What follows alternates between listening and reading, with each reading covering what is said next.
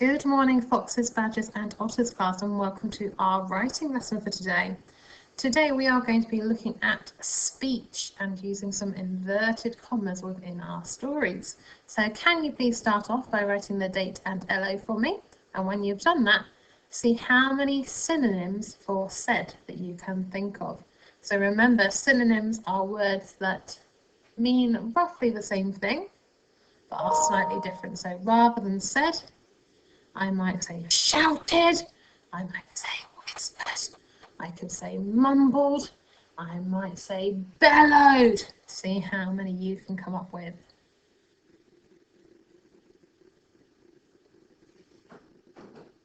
Okay, now it's time to practice your story map. So if you could please go to the video which is on our webpage under Thursday the 7th of January. Hopefully you're becoming quite fluent with this now, and see if you can learn it off by heart very soon. Okay, pause the video here for me.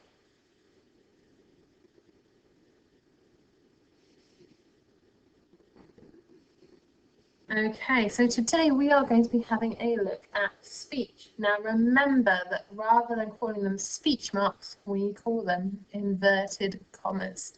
Can you remember where the inverted commas belong if I am doing speech?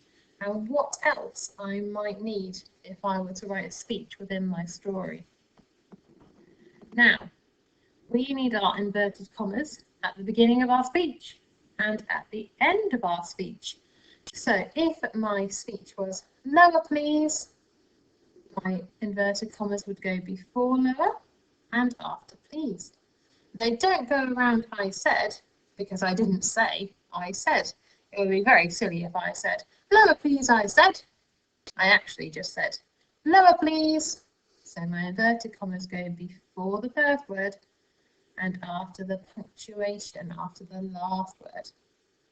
We also need to remember that our speech always starts with a capital letter, and we always have some kind of punctuation before our inverted commas at the end. Now that could be an exclamation mark like it is here. It might be a comma. If I was writing a question, it might be a question mark.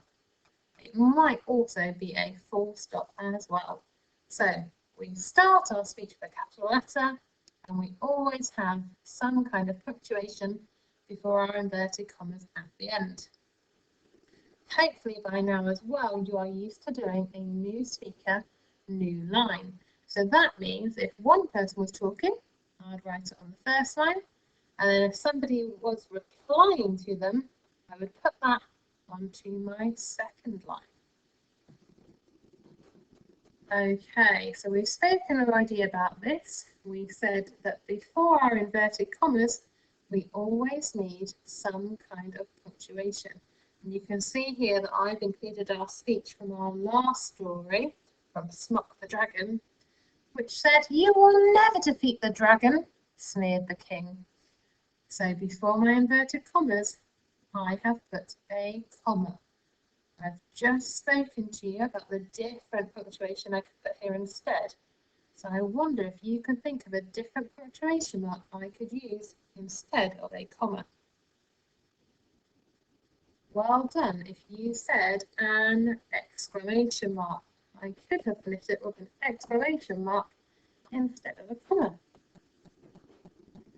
Okay, so let's have a look at our reporting clauses. So that is when we are speaking, when we're using our speech. Now our speech, our reporting clause, can go at the start of our sentence, like it has here. "Give me my medicine," demanded Grandma. Now, of course, she said, "Give me my medicine." So my speech, my reporting clause, is going to go at the beginning. Then at the end, I have to say who's talking. Otherwise, the reader won't have a clue what's going on. So here, Grandma was the person who said, "Give me my medicine." Let's see if we can have a think about something else that might be said in our story. Now, when I'm writing my reporting clause first, I've got to remember I always start with my inverted commas. So I'm going to put my inverted commas in, And then I need to work out what my character is going to say. What might George say within our story? Well, if Grandma's demanding her medicine, maybe George might say, I'll just go and get it. Okay, now remember we've just spoken about how we need some kind of punctuation before our inverted commas. I'll just go and get it. What punctuation would I have here? That's a good idea. I could either have a comma or an exclamation mark. I think I'm going to do a comma. Now I've got to the end of my speech, so what punctuation do I need now? Well done if you thought of our inverted commas. I'll just go and get it. So that is what George is saying. I've started with my inverted commas, I've ended with my inverted commas, and I've remembered my punctuation mark before my end inverted commas. Now I need to say who is speaking. So of course it was George. Am I going to say said George? No, we're in year 3-4 now. I think we can think of a very good synonym instead of said. Can you think of any word I could use here instead of said? Or maybe I could say shouted. Shouted George. Would he shout at his grandma? I'm not sure about that one. Whispered? Whispered George? Lots of different options. I think I'm going to go with George replied. And of course, I always leave my full stop at the end of my sentence. So my reporting clause first said, I'll just go and get it, George replied. I've remembered my inverted commas at the beginning. I've remembered my inverted commas at the end. And I've remembered my punctuation mark before my closing inverted commas. Can you pause the video here for me and see if you can write some speech linked to our story where the reporting clause goes first? Okay, we've done our reporting clause first. Now let's have a look at putting our reporting clause at the end. So you can see in my example here, what George is saying actually goes at the end of my sentence. George muttered under his breath, I hope this works. So George said, I hope this works. I this time have put that at the end. Let's see if we can have a go at putting our reporting clause at the end. So we need to have a think about something that somebody might say within our story. If I think back to the beginning of the story, I know that one of the first characters that spoke was Mum. So I'm going to start mine with Mum saying something. I think I'm going to say Mum. Oh, and of course, when she started at the beginning of the story, she was stood at the bottom of the stairs, shouting up at George. So I think I might magnify that idea in my sentence. Mum shouted up the stairs to George. Now I need to say what it is that Mum is shouting up the stairs. Now, can you see here that actually when I've got my reporting clause at the end, I need to have some punctuation before it. What punctuation do I need? That's right, I need my comma. So Mum shouted up the stairs to George, comma, and now I can put my reporting clause. I can put my speech. What does my speech have to start with? Well done if you said inverted commas. Mum shouted up the stairs to George, my inverted commas. Now, what might Mum say? What could she be shouting at him? Now, before I start this speech, there was something very important we spoke about earlier, that speech always has to begin with. So I've got my inverted commas, and now we need to remember that our first word needs to start with a capital letter. Well done if you remembered it was a capital letter. Mum shouted up the stairs to George, don't forget to give Grandma her medicine. Now, because Mum is shouting it, I think rather than ending it with a full stop, I'm going to put an exclamation mark. And is it complete? Of course not. What have I forgotten to do at the end of my sentence? Ah, yes, I always need to finish it with my inverted commas. Let's reread and check if my sentence makes sense. Mum shouted up the stairs to George, don't forget to give Grandma her medicine. Ah, there we go. That makes sense to me. Okay, can you pause the video here and have a go for me? Seeing if you can write the reporting clause at the end of your sentence.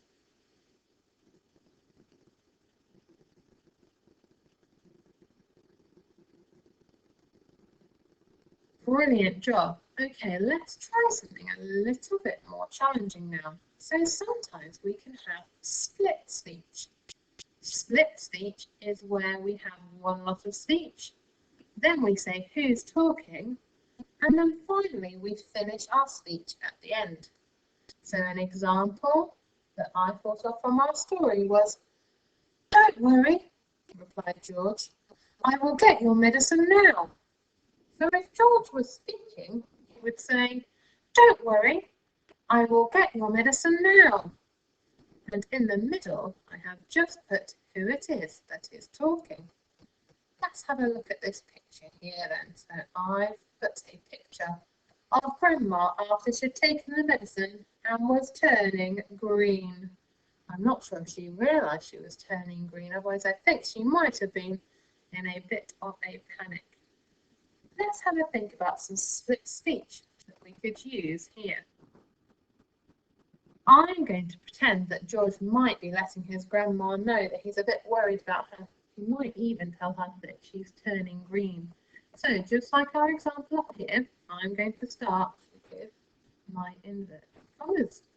My inverted commas, and then what's George going to say first? Well, I think he's probably a bit shocked.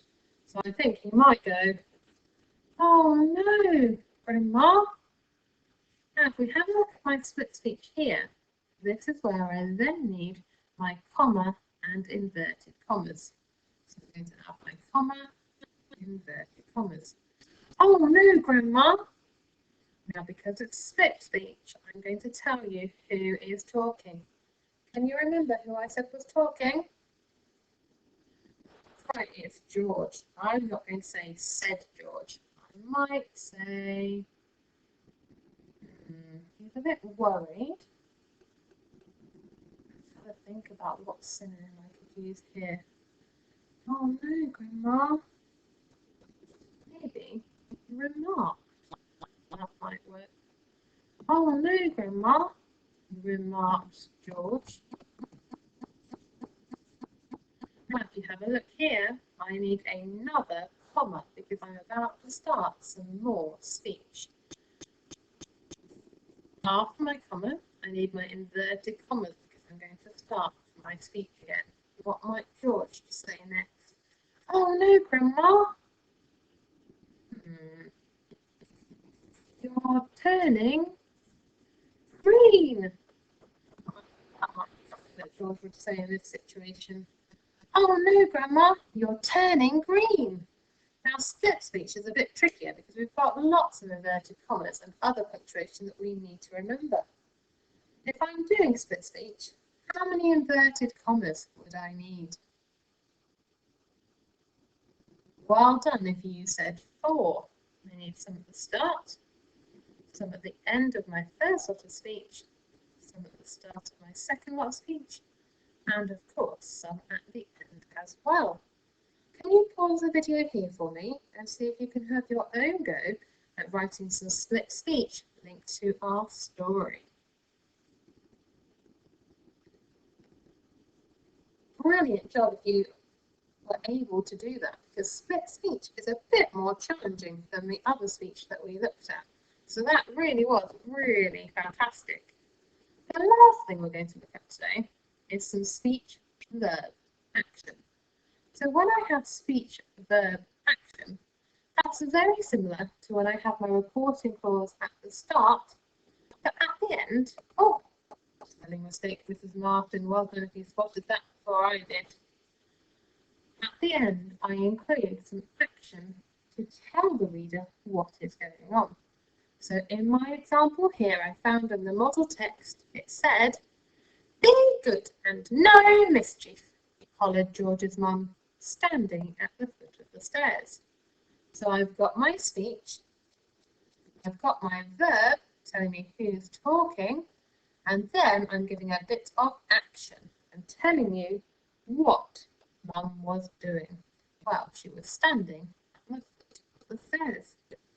Let's have a think about what we could put within our speech verb action then. So if I think about George in the story, maybe when he's mixing his concoction together, he might say, what might he say? I might magpie an idea from earlier that I had. I hope this works. I hope this works. What do I need before my inverted commas? Well done if you spotted that I need either a comma or an exclamation mark. I think I'm going to go for a comma. I hope this works. And now George here, well, I'm not sure he'd be shouting it. I don't think I'll use said, because I can think of a much better synonym. Can you think of a synonym for said that I could put here? I think that it might mumble. So I'm going to write mumbled George. I hope this works, mumbled George. Now I need my comma, and I'm going to put some action at the end. So what did we say that George was doing? What did he really want to work? Of course, it was his concoction. He really wanted his concoction to work, and for Grandma not to realise that he had lost the medicine. I hope this works, mumbled George. Now I've got to think about what my action could be at the end. I might say ingredients. Yeah, there we go. I hope this works, mumbled George, mixing his ingredients together. So hopefully you spotted that this is very similar to the first speech that we were looking at, where we start with our speech in our inverted commas, but after we say who's talking, we add our comma and we add some action in. Can you have a go for me at writing some speech, verb, action for our story? You might have George talking, you might do Grandma, maybe even Mum. Fantastic job. Please do remember to email those in to your teacher so that we can have a look at the wonderful speech you have made today. Now you have got a choice of 3 different challenges today. Now these are all on the same PDF file on our class pages, so let's have a look at them together. Now task 1 is to edit and improve my sentences to include the missing inverted commas. So I've written 4 sentences here, but oh no, Mrs. Martin, you've forgotten all of your inverted commas. What are you like? It's because you don't have foxes, otters and badgers there to remind you at the minute. I wonder if you can go through and see where our missing inverted commas are for me. Challenge 2 is to change where the reporting clause comes within the sentence. So if we have a look at the first one together, I've put my reporting clause at the start. Make sure you look after Grandma, demanded George's mum. But what if I wanted to put my reporting clause at the end? How would I do that? Now it would sound like George's mum demanded, make sure you look after Grandma. I wonder if you can do the tricky challenge of getting all your punctuation in the right place. And finally, task 3, challenge 3, if you're feeling super duper today, which I know you all are, I would like you to imagine that at the end of our story, George's grandma finds her medicine.